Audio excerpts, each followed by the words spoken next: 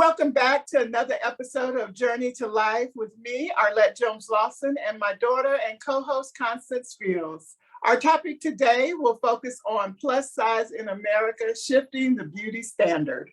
Yeah, we are honored to be joined today by our special guest, Mindy J. Lowery. Mindy is a curve and fashion model who actually began her journey in 2021 with an increased following base on social media that includes 28.1 thousand followers on TikTok alone. Mindy J continues to make her mark in the fashion industry, inspiring other women as she goes. Thank you so much, Mindy, for being here and being a part of this conversation. Thank you guys so very, very much for having me. I'm excited to dive into this conversation, and yeah, I'm just excited to be here. Thank you so much. Wow. Well, thank you so much for joining us today. Now let's get started by examining the evolution of plus size fashion. I'm going to reference an article from Fit Analytics blog. The plus size fashion industry is worth billions of dollars, over 20 billion in the US alone. And that figure is consistently growing. But diversity in fashion has not always been a big thing. Mm-hmm. And so I'm going to reference some decades. So going back to the 1920s, that marked the beginning of the plus size term, actually. The earliest usage of the term plus size was by American woman's fashion brand Lane Bryant, which if you all know, Lane Bryant has been around forever. So the company was founded by a young widow, Lena Bryant, at the turn of the last century. And fun fact, she supported herself and her son by sewing clothing for expectant mothers and newborns. And in 1922, the retailer began advertising apparel for Mrs. Plus Size, for women needing more garments in the bust and waist and hips and sleeves. And the initial advertisement offered sizes 16 to 30. And in a short 5 years later, the brand advertising campaigns dropped the word Mrs., leaving us with the term as we know today. And Lane Bryant had already recognized that clothing patterns didn't fit everyone and that women of different sizes needed a solution. And thank God for that.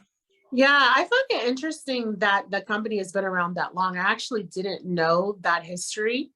And so it makes me wonder, did other companies see Lane Bryant's model and say, oh, this is perfect, let's just do this? And how many women at that time were actually clamoring for it? Because you think about like in the, I don't know, previous centuries, women's curvy bodies were celebrated. And even like in Africa, the curved body is celebrated, right? So it seems like only in America or the European standard that size was like out of the norm. And so for Lane Bryant to come along and do that, I find it just fascinating. You know, the funny thing is that I'm wondering if her husband hadn't passed, if she would have had the courage even to step out into that, because, you know, she did that to support her son, you know, and the boldness that it took to step out and to recognize that that was a market that needed to be targeted and that would be appreciated. Oh my goodness. Just hearing that backstory just brings out a lot that I've seen within myself. You know, not having that spouse, knowing that you have to do things on your own. So you have to step into a new boldness that has been within you, but you've been hiding it for some reason. I've definitely seen that within myself. And then Constance, you know, what you've said as well, as far as it being an American thing where we seem to look down upon someone of a curvier stature, because, and I'll get into this a little later, but my following on TikTok, most of my followers are from Africa and other countries. And I'm trying to figure out a way to, you know, gain more followers and interaction from the Americans, but at this point, I'm just letting it be what it is. But yeah, that story, that backstory is really great to hear, and I can that resonates with me a lot. For sure. Wow. Yeah. In the 1950s, it marked the crossover of the term from apparel to people. In 1953, Corel brand ran in the North Carolina newspaper, and it read, "Wonderful Action Plus dress for the plus-sized woman." This instance was one of the first on record of the term being applied not only to clothing, but to the woman themselves. Mhm. What do y'all think about that? Well, like wonderful action plus dress for the plus sized woman. I mean, I love the term action because it can show, you know, active, you know, and move away from this idea that plus size people are not active and, you know, not out there doing things. And actually we're hiking, we're swimming, we're, you know, being active, and you can have a little bit more, you know, meat or weight on you and still be able to do all those things. Exactly. This is another good story that I was not aware of, but it sheds a lot of light on the crossover and like where we were and where we came to be and how we have to continue moving forward. But grateful for this because it brought, I'm sure, a lot of eyes on something that people had not really been paying a lot of attention to. But we're here. We're here. Yeah. We're not going anywhere. We were there back then. Folks just did not want, I don't know what it was. They just didn't want us to be seen, but we're not going nowhere. That's right. Exactly. That's right. Honestly, I think too in advertisement, it was bold for them, a bold choice for them to make economically in advertisement, because if you think about it, in the 1950s, on television and film, they still were showing women, you know, thin and you know, certain waistline, certain bust line, you know, certain a certain way. And plus size was not, was not really portrayed in a positive light, right? In any of those genres. So for them to start, you know, advertising, you know, in that way, I think was really a bold choice. It was like, ooh, that's like stepping out. Yes. Right. I remember seeing an episode of The Twilight Zone, where there was a dinner party happening and there was a plus size woman that was there at the dinner party, and she was made to be like the butt of the joke. Like the lines that she had were very offensive, but she was made to be the butt of the joke in the show. And so it's just interesting how this idea of we're going to include you in fashion and we're going to acknowledge this term plus size, but we're still going to treat you like this. And that kind of brings us to, you know, current times, you know, in the 2000s, as we move along in the timeline. There's actually a researcher, Laura Downing Peters. She noted that in 2010, that was actually the year that plus size fashion started becoming mainstream. And there were lots of publications, books, memoirs that included plus size stories, as well as curvy models being featured in magazines. I know that there have been, since the 2000s, there have been quite a few plus size models that have been in like Sports Illustrated, for instance, you know, so it's really monumental to see the growth. She goes on to talk about how those things sparked important discussions about just how unjust it is or was in the fashion industry for there to be gatekeepers who decided what was in or who was in and who was out. Mhm. Because now society decides what we want to be in and what we want to be out. And I think that that's phenomenal. So companies are now falling in line with that. And with social media, there have been so many hashtags that have come along, including I woke up like this, F your beauty standards, honor my curves, celebrate my size, and golden confidence, which I actually had never heard of, but hashtag golden confidence. But all of these offer a way for the public to reclaim that power and say, look, this is me, and this is, you know, who I am, and this is who I want to see Mhm. representing me. You know, it really brought people's awareness into this movement of inclusion. Yeah, and Yeah. I think, you know, I think social media has done like so much for plus size curvy women, you know, all over. And I think it's done a lot for building confidence, you know, in us. I know me as a older plus size woman, as I've gotten older, I've become more confident in my skin. And now it helps too that I'm married to a wonderful husband of almost 30 years who thinks that I'm fabulous, and I believe him. Okay, so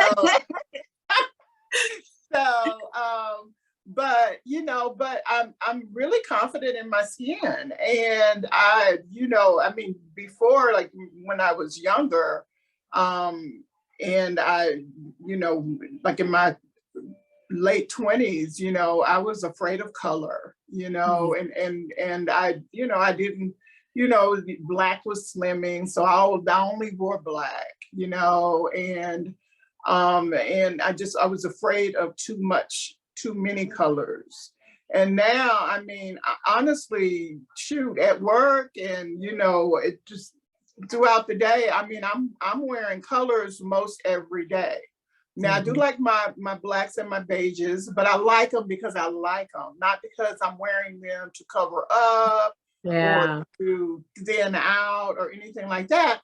But I like my colors, and I'm wearing what I like, and I'm wearing what makes me feel good, and I'm wearing what makes me happy in my skin. And I think social media has a lot to do with that. And I think that social media has actually impacted the way that advertisers, you know, respond to us and how they show us.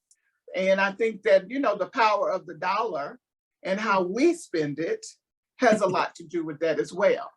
Yeah, for sure. And I want to add to that and say that, you know, with social media, especially this past, I guess like the last 2 years, there's been a real push for companies to link up with people who are just like normal everyday people, but are not necessarily influencers, but like an ambassador. So you're creating content, and these companies see you creating content with what, you know, product you're wearing. And so they're like, hey, let's partner. I've seen a plus size woman on, she would be considered mid-size. Mid-size, if our audience doesn't know, is a term. I don't know how new it is, but it's to describe, you know, women 12 to like 16, that range. But she started just wearing different forms of lingerie, like trying on different things.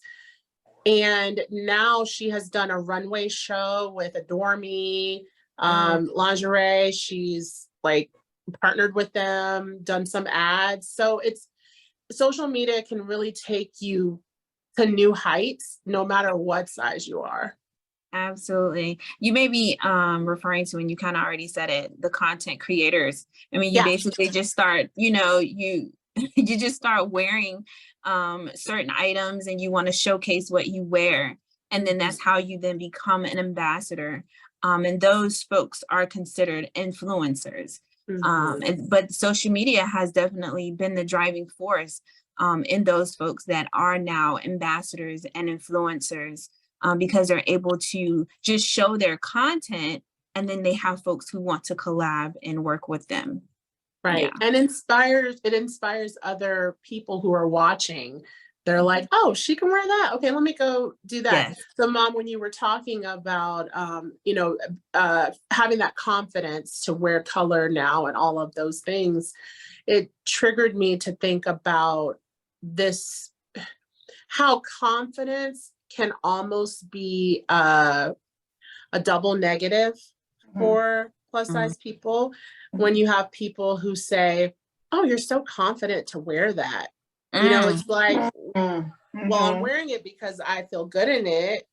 What do you mean I'm confident to wear Yeah, this, you know? yeah. And Mindy, I know a lot of your videos, you have a lot of like swimwear videos, and I love the swimwear that you wear. I'm like, I need to go out and get these pieces because they look so good on her.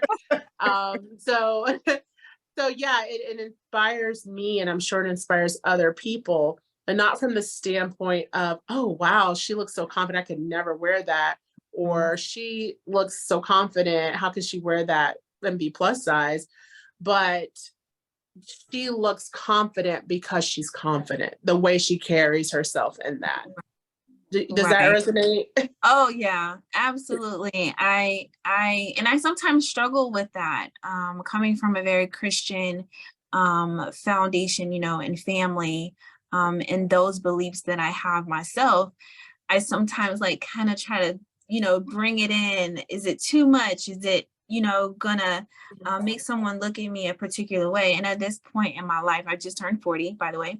Um, I'm in a new place of confidence. I've gotten to this age that some people have not gotten to. And as a woman like myself, who has always had these curves, I'm no longer afraid to show them off, to just be myself. This is me, and this is who you're going to see. I'm not gonna hide behind the colors anymore. I'm going to show you who I am authentically. So yeah, absolutely resonates with me for sure. And I think that's for everybody too, like men and women, because I know that there was something that came out of a store that had a mannequin that had a dad bod. So just like a belly, and some people were really upset about that. They were like, how dare they have, a dad bod mannequin? But there are people out there with dad bods, and that's just what it is. That's what it is. Dad bods is one of them. You know what I mean? Like things that things that used to be true in your 20s are not going to be true necessarily in your 40s. You know what I mean? Or things are not going to be as easy in one stage of life as it is in another stage of life. But I think, the wisdom that you have in your 40s, or your 30s is not the same wisdom you had in your 20s. And thank goodness for that. You know what I mean? And I think that like this conversation that we're having, I think is so empowering, because I think that it has the potential to reach a lot of people who need to hear it, Absolutely. So Mindy, we were wondering, so when did you decide to become a curvy model? I will try to be as short as I can. and is that the right term? Curvy model. So I'm actually considered a curvy and plus size model. I'm currently not signed. So I can kind of use words as freely as I wish right now. I'm an independent plus size curvy model. So yes, you can use them interchangeably. You can use them together. However you see, I am curvy. So you can't leave that out. I'm plus size, but I'm definitely curvy.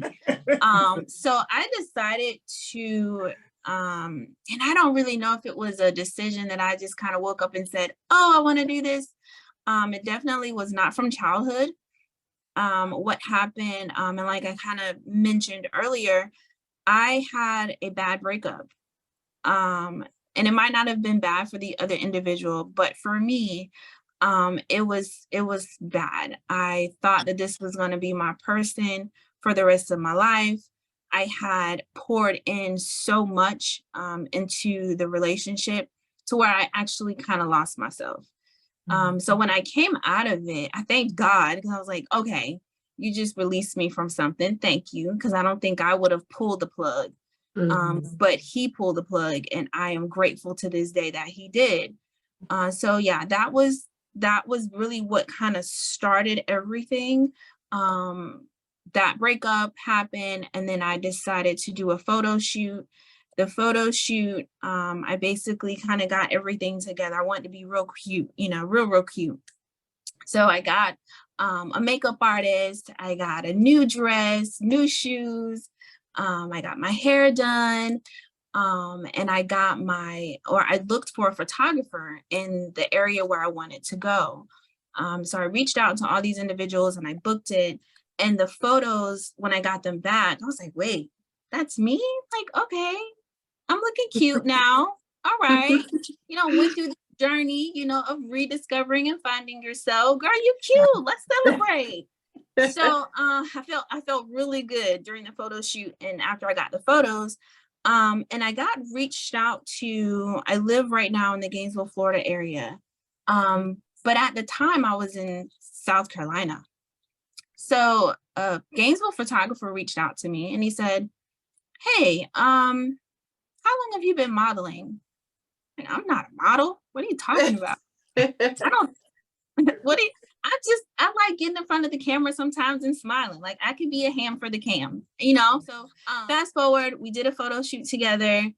And I submitted that photo to a modeling contest, or like a cover contest on Facebook, and I won. So that's kind of where my mind just kind of started going. And I had some folks ask, you're alongside these other models. The person that had actually put on the contest was a model herself. And she's been modeling and coaching for years. So I, just started thinking maybe this is something I can do. That following year, I decided to do a photo shoot in Miami, Florida with a well-known plus size photographer. And when I got those photos back, my jaw dropped because I could not believe that I could not believe it was me. They were beautiful. They were beautiful. Thank you. The blue, that bathing suit, the blue is what did it for me. The other photos were beautiful. They were gorgeous. It was me, but it was just something about the swimsuit. And I was so comfortable in this swimsuit at this moment and at this time. And I could see the comfort in myself through the photo. I could see the confidence through the photo. And I was like, girl, you a model. And that's where it started. I love that story. I love that story so much. That is so inspiring. And I really hope that whoever's listening out there, you got something from that story, because it's empowering. It really, really is. Thank you so much for sharing that with us. You're very welcome. Yeah, it's kind of an example of how we don't always see ourselves the way that we are actually presented. You know what I mean? And sometimes it takes a photo of ourselves to actually see, the way that we are actually presented, and it, and to be able to really see the beauty that we are. Exactly. Yes, absolutely. And for other people to comment on it and you to get that even more confidence boost, it just feels really good. It feels really good. Oh yeah. I don't even remember, Constance. You might remember, but I started, I posted on Facebook, and I just like my notifications were just they were just out the roof. Like my Christian friends, my family, even my family till this day, my family is so very supportive. No matter what I'm in. And I guess it goes back to, they know how I was raised, and they know me to the core. So they know that there are things that I will not do just because another person is doing it, maybe in the industry. but the support, it was the support for me. I was like, wait, y'all really like this? Yeah. Yeah. So that brings me to this question for the whole panel. What was life like for you growing up? Mindy, you mentioned that you grew up Christian, and Mom, I know that, you grew up Christian. I did too. But when it comes to being plus sized and being accepted or not being accepted, how were you treated? What was life like for you? Well, I know for me, I didn't grow up plus size. I was thin as a rail, really. I did have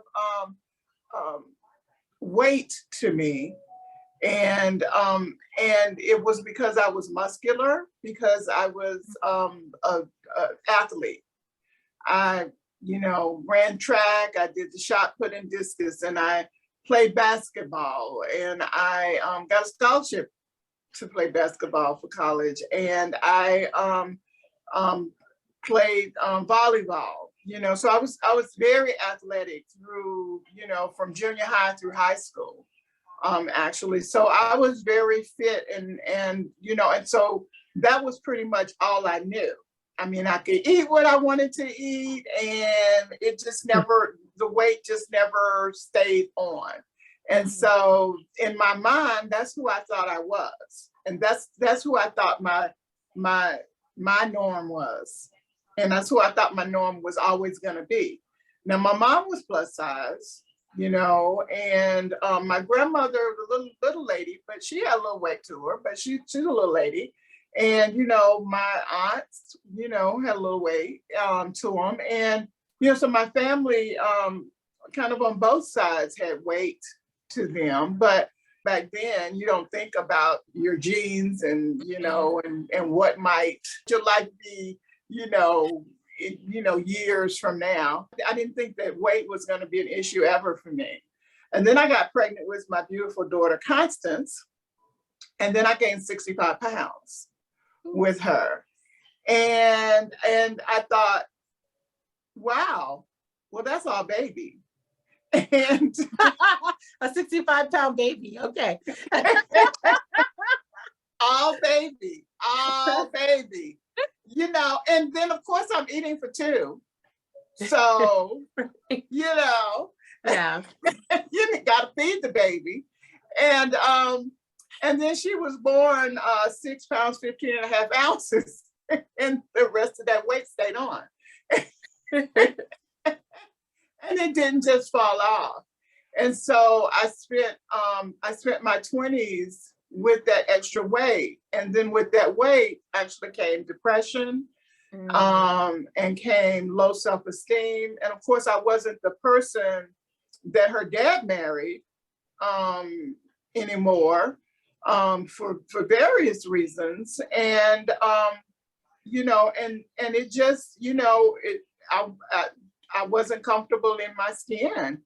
And it just, so my 20s with the weight on was, I think, the biggest adjustment that I had to endure. yeah. And so I actually, in my late 20s, I actually had the gastric bypass surgery. And I lost 120 something pounds with the gastric bypass, which I thought was like a oh happy day, right? Because now I'm back to what I know. I'm still in my 20s. I'm back to what I know, what's familiar. And now the weight will stay off and it won't come back on. And there could not be anything further from the truth, because there are things that there are things you have to do and adhere to make sure that doesn't happen. And in that time I went through a divorce, and then I reconnected with my best friend from younger, who's now my husband now. And when he first saw me, we hadn't seen each other in like 6 years or so. And when he first saw me, when he last saw me, I had that whole 100 and something pounds still on me. And so when he saw me for the first time, I had lost 127 pounds. And so when he saw me, I'm like waiting for him to say, wow, girl, you look good. You know, I'm waiting for that compliment, right? Because that's what, you know, I need, right? And I'm like, well, did you notice anything? You know, and he's like, what? And I'm like, well, I lost I lost a lot of weight. Hello. And he said, Arlette, you've always been beautiful to me. And it was like, oh, okay. I've always been beautiful. Like, I've always been beautiful. It's not been about my weight, my size. It's been me. Like, me has always been beautiful. Okay. I think I'm getting it. It's coming. I'm getting it. It's starting to click. And so we married, and you know, and I've had three other kids since, and I've gained weight back, and he still treats me like I never have been any beautiful. I've become even more beautiful. I mean, you know, and so it's, you know, so I've begun to feel the way I felt in my teens, almost, as far as body positivity. You know what I mean? Like, I like this body, and this body has done a lot. Yeah. You know, this body has brought some incredible people into this world. Yes. You know what I mean? And so, so it's a comfortability with who I am and my curves. And, you know, I kind of like my curves. And if somebody else doesn't like my curves, that's their problem. It's not mine. So that's my journey. That's my journey. Okay. I mean, I can share. I mean, I would say that I was definitely always a little bigger than a lot of the kids, a lot of my peers.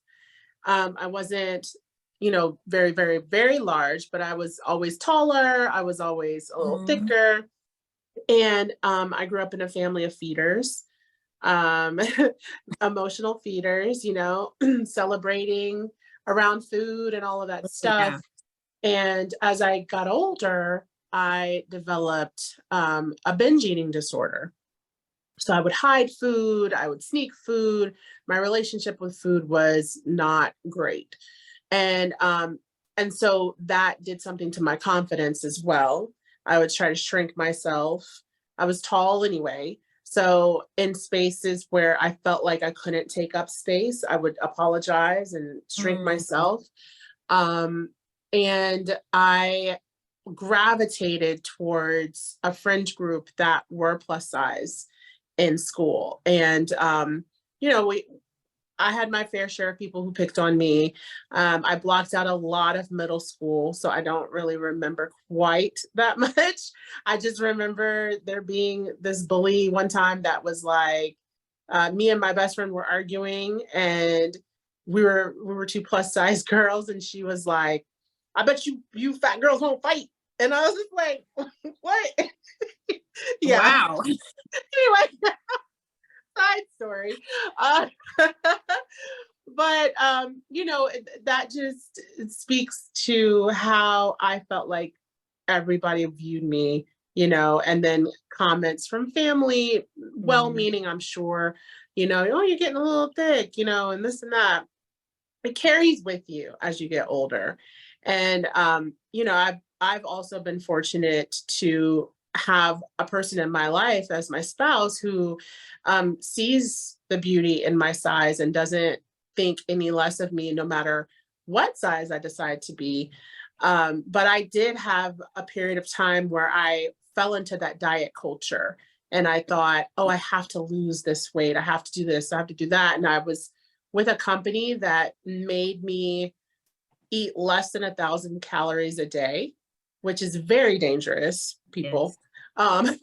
But less than 1,000 calories a day. I lost a lot. I lost a lot of weight. And in that time, I also had my surprise second baby. I got pregnant with my surprise baby. And after that, I started gaining the weight back. So I've had an up and down relationship with that. But now I'm in a space where I like crop tops. I like cute things. I'm still learning to love my legs. I'm not a fan of my legs just yet, but I'm getting there. And just being able to be free and seeing people like Mindy and other people who are just comfortable in their skin and wearing what they want, putting stuff on and having people be like, oh, that looks so good, or oh, you look good, girl, you know, or just walking around with my head up instead of down, you know, and walking taller instead of trying to shrink myself. It just makes a difference. Realizing you can take up space is huge. I just want to say on the personal level that I look at Constance and her posts and her confidence in, you know, in the way that she presents herself, and, you know, and I'm inspired and I'm in awe, and I'm like, woo, that's my child. She is wearing that, you know, she is doing that. All right. You know what I mean? It's like, I feel like, and it makes me feel like, yeah, I didn't think I could. I might be able to pull off something like that. Yeah, Mindy, you should see the clothes she bought from Fashion to Figure. She went on a little shopping spree. Yes! And she had like all kinds of stuff. I was like, okay. Yes. I love it. I love it. At some point you just say, you know, to heck with it. You know, let me try it and see if it works. And that's what you do. That's what I do a lot of times. You know, some things I don't like how they fit. Sometimes I do. But when I find something that does fit me well, I keep it going. Yeah. Like I keep it going. I know this one top doesn't look right. These certain pants, you know, don't fit my curves right. But this does. Oh yeah. You're going to see a lot more than that. You may see every color of it. Sorry, not sorry. But that's sometimes what you have to do. As far as me in childhood, I didn't grow up, you know, like super curvy either, but I wasn't skinny. I did come across a photo when I had gone into the military, and I was like, whoa, I lost a lot of weight. I was tiny, like tiny, you know. But I didn't always grow up skinny. Like growing up, I think I hit my growth spurt at between 8th grade and 9th grade. I remember wearing my mother's clothes when I was in 9th grade. And that's when I began to see that I had started developing curves. More curves than my mom, because when I was wearing her clothes, I was like filling in her clothes. And as I got older, I don't know, I liked it. I was like, okay, I'm curvier than most girls, and I didn't have an issue with folks really speaking down on me. So I just accepted it. Now my family, they noticed my curves early on. Church members noticed my curves early on, and they kind of made me want to like keep it contained.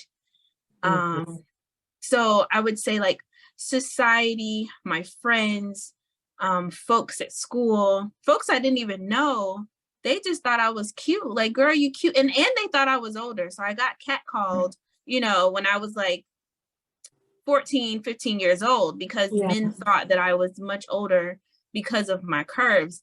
But like I said, the church family, my family, they were like, yeah, don't come in here looking like that. I need you to go turn around, go put something else on, because you're showing too much. We heard that a lot. You're showing too much. Yeah.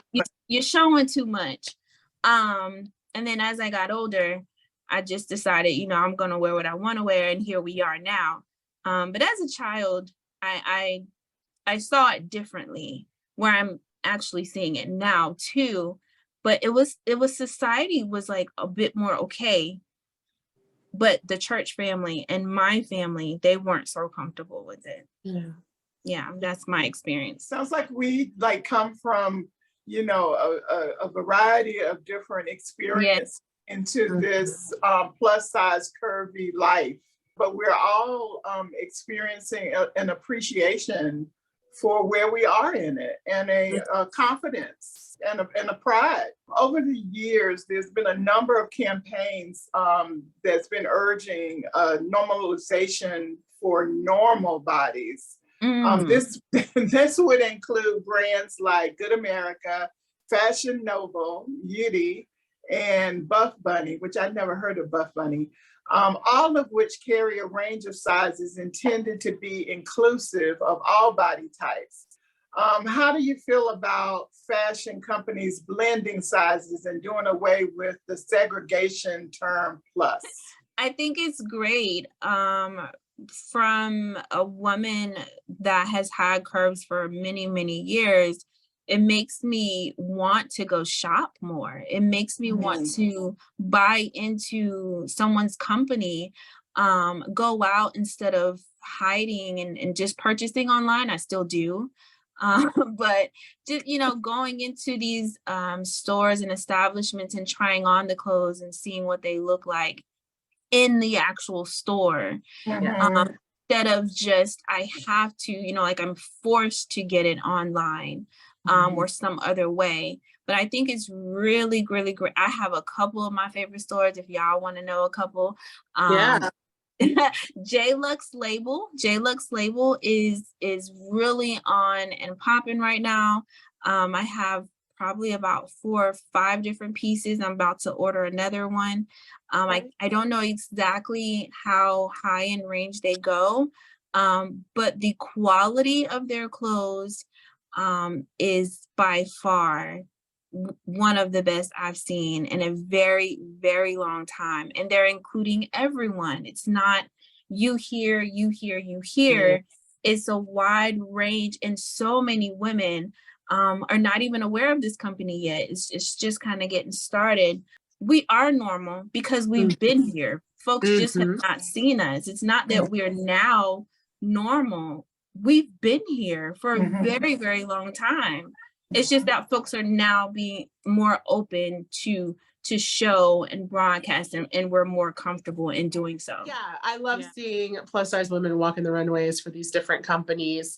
And one of the things I wanted to add on to what Mindy was saying was that I also love being able to walk into a store and not have to ask, hey, do you go up to the size, or what's the highest sizes you go up to? Yeah, because that's kind of embarrassing. Yes, it is. You know, so while I do appreciate these companies, if they had brick and mortar buildings, while I do appreciate them not having separate sections that say plus size or plus, and incorporating all the sizes on the rack at the same time, but put me personally in a space of like uncertainty. Like I need to go to their website to make sure they have the sizes, and then I'll go to the store and make sure the sizes are in the store.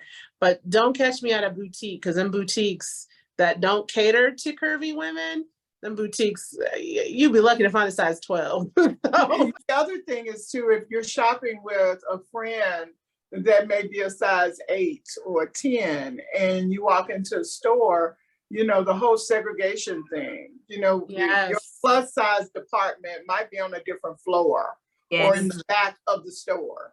And, you know, and you feel like segregated. You feel, you know, you feel like not a part of the normal section. So I think that, you know, the stores moving towards normal being for everybody, I think is the thing. I also wanted to include a little plug for Forever 21. I didn't realize that Forever 21 has really started showing and showcasing and having in their stores more plus size. I think they are doing maybe a little bit of the segregation where they kind of got us, you know, kind of over in the side or in the cut. But just to go in and notice in one particular store for sure, I did not know that they had these cute items in Forever 21, and I was so happy. I've been in H&M. H&M does a very good job with their clothing. They do. But it was just something about Forever 21, and I was like, wait, Forever 20.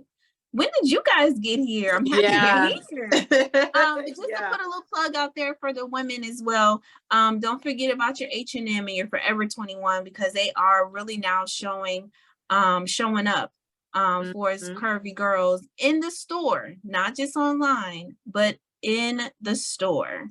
Check them out. Navy.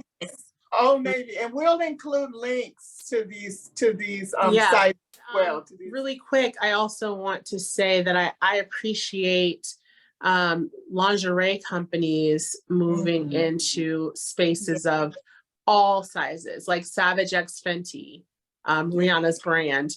You know, it's nothing for you to see somebody who is a size 26, for instance, wearing the same piece that somebody who's a size 2 would wear, you know. Absolutely. And it looks good. It's not like, oh, let's just put this on you because we want to be inclusive, but it doesn't really look good on you.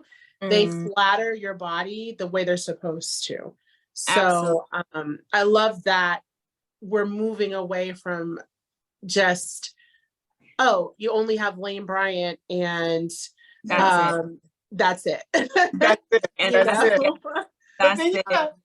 But then you have people like Lizzo, who wears, you know, lingerie type items when she performs, and you know, and you see a plus size woman, you know, wearing confidently lingerie type items, you know, and it lets you know that, you know, plus size women can be sexy. Yes. You know? And not be scared of it either, you know, because I mean, everybody got here from a woman giving birth to them, and not every woman who gave birth to you was a size whatever 2, you know. So yeah, I did want to ask Mindy a question. I know that you have a large social media following, and it just gets bigger and bigger, and it's increasing. I love that for you, especially on TikTok. Have you found that with your body positivity and your message that you're putting out there, that you've experienced any kind of trolls or anybody throwing negativity your way? I can say just one time within the past. I really have been active on TikTok for about a year now. And it's gotten to this in just 1 year. So it's amazing. But there's just been one individual, well, I'll say twice. And the second I'll kind of go into, this one individual just said something, you know, just mean. And I don't even remember what it was, but I just kind of deleted it and just kept going. And then there was 3. Sorry, there was 3. One individual said to me that I should do something or wear something a little different, basically alluding that what I had worn or what I did wear in a previous video wasn't appropriate, you know, for a woman my size. And I responded in a very classy and eloquent and respectful way to that individual. I didn't use any slander, no words of disrespect. I basically just said, no, I'm confident in what I wear, and I'm going to continue wearing it. Have a nice day. And the response that I received from my followers, they actually wanted to put some hands on somebody. I mean, I kind of feel like in the space that I'm in, I don't even have to do the fighting myself. It comes from those that support and really love what I'm doing. So that was the second time. And then the third time was a more recent time.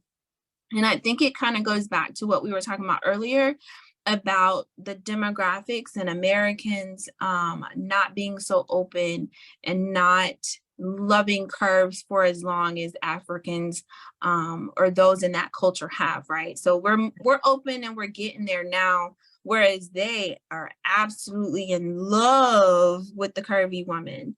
So this one gentleman, he said to me in a comment, and he said, big bold and beautiful or something to that effect, or big and beautiful.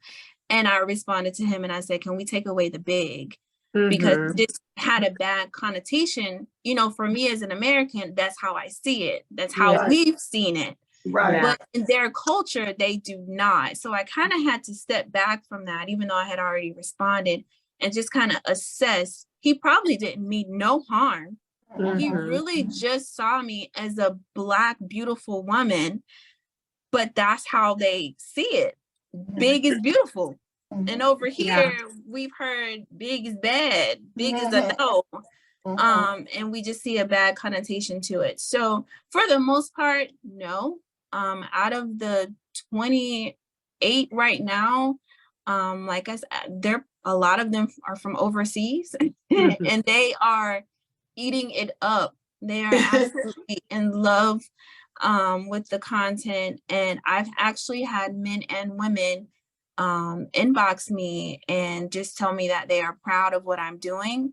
They are glad that I am doing it, that I'm taking this step, that I'm taking, or I'm on this journey, and I'm doing it not just for myself, but for other women as well. I've not had any person come in my DM and say anything negative. Anyone that has come into my DMs have said all things positive. That's so awesome. Yeah. And then that I really appreciate you sharing your experience with that, because that kind of brings me to my next question. And there were two curve model influencers who their names are Alexa J and Ella Halikas. They were all over social media and the news recently because they had an experience at a nightclub. They went out to this nightclub event with some smaller model friends, and their smaller model friends were allowed entry into this club. And when it became time for them to enter, the bouncer said, "Not tonight." And they were like, "What do you mean not tonight? Like, we're with them. Let us come in. We're supposed to be here for the event." And they said, "Not tonight." So they started a hashtag, not tonight. And they were speaking out all over, like I said, the news and social media late last year about their experience. And so I'm curious what your thoughts are on this form of discrimination, where it's like tongue in cheek, but it's a nightclub, so you should know what size is allowed in this nightclub, or that sort of thing. When I haven't been in that environment in forever, but I would say that, you know, putting them on blast is absolutely the way to go. You know, speaking out about it, because discrimination in any form is wrong. You know, you may not agree or appreciate, you know, a person's choices or their appearance or whatever. It may not line up with your thinking, your beliefs, or your way of life, but you do not have the right to force your thinking, your beliefs, your policy on anybody, as far as I'm concerned. And when you do, I think that it is our responsibility to put it on blast. I think it's our responsibility to say something, because I think that people feel empowered when they can do it and it's in the dark. And I think that when we put it, when we, you know, bring light to it, then people get to sit in their choices, and they get to sit, and if they feel confident in what they've said, then, you know, then they can feel confident in the feedback that they get from people knowing about what they did and what they said. So, you know, if you believe what you said is right, then guess what? You get to live with all the comments and the repercussions that come from your choices. So that's right. Absolutely. I don't really think there's much else to say. I know. I'm like, you said it all. No, she did that. You got enough you know, confidence to say it, and you got enough confidence to be ready to receive what you get from it. I say hashtag it out. Hashtag it out, and if anything, start your own club. Yeah. It's true. Yeah, I mean, there are a lot of spaces where plus size people can feel like they're not welcomed And these spaces are designed to be for everyone. So how can it be for everyone when you don't have this in place and you're excluding me? And I think it's important to, you know, like I said, you know, it's been a long time since I've been, you know, in a club setting. And so I can't really relate, but I do know that there are young people that do relate. And I also know that there are young people that when they're treated that way, they don't know how to handle that emotionally. And I do know that the suicide rate among young people is very high.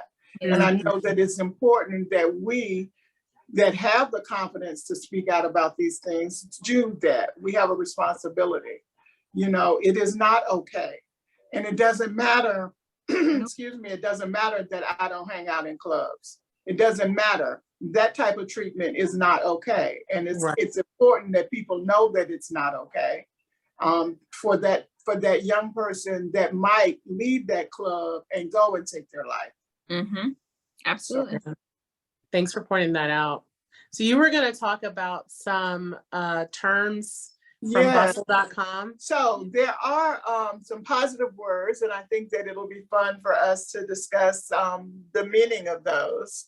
And it does come from bustle.com. One of the words is curvy. And they suggest that we use that word sparingly and at the discretion of the plus size person. Sometimes this can come off as objectifying or unnecessarily PC. What do y'all think about that? I love that word too. Honestly, I think all the ones that you're gonna list, I'm gonna love, but go ahead. Voluptuous. This term is deemed a bit more sensual. So again, used at the discretion of the person. I think voluptuous is a good term. I think it can be over sexualized. Yes. So, you know, it depends on who's throwing that at you. But you know, I when I think of voluptuous, honestly, I think of like Jessica Rabbit, like that kind of, you know, yeah. I don't attribute that to myself. Well, I think that it can be attributed to each one of us, but I do think that it depends on who's saying it. Exactly. Like I wouldn't want somebody else's husband calling me voluptuous. Yeah. You know, that would not be appropriate. But my husband, I'm okay with that. I'm single right now, so I have a tendency to not like it so much because I don't have a spouse and I really don't know what you're using it for. Trying to get my attention, you know, are you wanting to try to be that person? Like, what's your motive when you call me voluptuous? Motive. All right, full figured. This can describe someone who has a rounder body shape and could be considered more polite if the person is uncomfortable with the term plus size. My coach that I mentioned earlier, she uses full figured. Shout out to all the full figured fierce women and Coach D. Shout out to you guys. So I don't see it as anything bad or negative. I like it. I don't like it more than curvy. I would also say too that the way that my coach uses this term full figured is really to try to include all those that may work with her, that may be coached by her, or that may be in some way, shape, or form connected to her group, because she has a Facebook group that is called Full Figured Fierce. So it's really like an inclusive word for all of us that are plus size, curvy, voluptuous, just any of us. That's wonderful. So I have a list that continues on the bustle.com article of words that they consider to be offensive. So I'm just gonna run down these and you guys tell me what you think. Y'all tell me what you think. All right. So big boned. We can all we can all no to that one. No. Like I don't even know who coined that term, but anyways, big boned. Obese. Obese is a really medical term, you know, very medical office. So is overweight. It's definitely used when you're measuring body mass index, It can be used to, for people in the health and wellness industry to try to ostracize you or make you feel Right. bad. Right. It also, in my opinion, it can introduce fat phobia. Yeah. The fat phobic diet culture. Yes. Don't Yes. want to be obese, don't want to be overweight. So, and it goes to that idea of the size is not being normal. Mhm. Yep. And then thick. I mean, I don't mind thick personally. Well. No, I mean, thick I know is part of AAVE, the African Yeah. English. I get that, but I don't really like thick. You don't want like somebody to be like, oh, she thick. Oh, she thick. No. In the generation that Constance and I may be in, thick is the positive. Thick is, oh girl, you thick. And I get that down my timeline all day long. My comments are full of it. Okay. That's how they see me. So I don't see it as anything bad. I like the word thick. It kind of goes with curvy. Hey, educate me. Educate me. Well, it's a personal opinion too. It's a personal preference too. Right. So if thick doesn't feel good for you, then it doesn't feel good for you. Well, Mindy, this is a question for you. Do you see yourself impacting or empowering women in what you do and in your choices? Right, absolutely. I see myself being able to impact women in a way of showing them that, you can be plus size, you can be curvy, you can be full figured, and move about and wear what you want outside of the four walls or the walls of your home. Trying to get women to understand what confidence is for them, not what it means for another person, but what it means to them, and trying to help them build their confidence. I start with self-love. So I don't just go in and say, you got to be confident, you got to be confident. For me, it started with the self-love journey, loving myself, and then looking in the mirror, loving myself and understanding my self-worth. That's where I stepped into this new era and journey of confidence. So yes, I definitely feel like I can impact other women by starting there, with the self-love, and empowering. Absolutely. We are some curvy, gorgeous, plus size women. We are the normal. And I definitely see myself being able to impact and empower. And it may not just stop with women. I see myself as being able to speak to both genders, and having conversations like this. Men, be careful on what you may say to a voluptuous woman. Don't try to call somebody else's wife thick. That's inappropriate. But also having conversations with men as well, that may not be plus size or that are plus size. Yeah, exactly. And recognizing that, that our bodies are beautiful and they're powerful, you know what I mean? And, what other bodies can bring other humans into this world? I know men can't do it. Just throwing that out there. And like you said, I haven't always known my worth, and I know in my teens and early 20s, I haven't always known my worth, but I do know it. And when you know your worth, people can't challenge it, because when you know, right? When you know your value, your worth, there's power in knowing. Absolutely. Kind of like, having your eyes closed, but then having them open. They're open now. Now I see, I see my power. I see my influence. I see, I see who I am. I think that there's power in us, Absolutely. And I think that, that we need to walk in that power. Absolutely. And I appreciate what you're doing. And I appreciate, I do. And I appreciate you. And so what's next for you, Mindy? Oh my goodness. I feel like there's a lot for me to do. And I'll be honest, I'm a little nervous. I'm a little scared on what's happening and what is transpiring. I've only been in the modeling industry a couple short years. And a little secret for anyone who wants to step into the modeling industry, don't tell people how long you've been in the industry, just walk in it. I've been told that a couple times. Because I've shown up to events or photo shoots, and I've said that, and people, they don't even know it until I say something. So just show up and walk in that confidence and walk in, who you are. So I'm a little nervous, a little scared because I don't know what's to come. But I do have some things coming. I want to continue on my journey of self-love and self-worth as I continue everything that I do.